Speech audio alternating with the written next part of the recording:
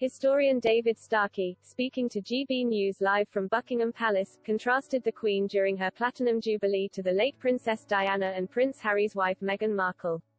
He said the Queen has always been completely clear about her duties to the UK and the Empire, and it has always been, for her, about fulfilling her duty of service.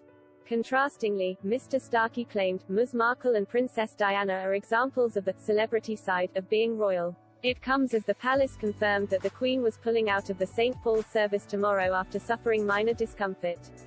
Mr. Starkey said, "You see, again, it's the huge difference between her and Diana, and her and Meghan.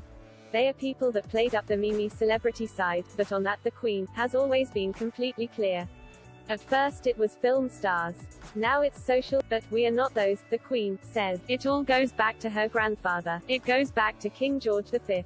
He hated ceremony, yet he was the one who instituted wearing the crown, even though it gave him a migraine. He felt he ought to do it. And the Queen's whole life has been, I ought to do this, even though it is deeply unfashionable." Queen Elizabeth II waved to cheering crowds this morning as thousands massed outside Buckingham Palace for the start of a 4-day celebration for the monarch's Platinum Jubilee. The Queen has been on the throne for longer than any of her predecessors, and is the third longest reigning monarch ever of a sovereign state. The Queen said in a statement, "Thank you to everyone who has been involved in convening communities, families, neighbours and friends to mark my Platinum Jubilee, in the United Kingdom and across the Commonwealth." She added, "I continue to be inspired by the goodwill shown to me.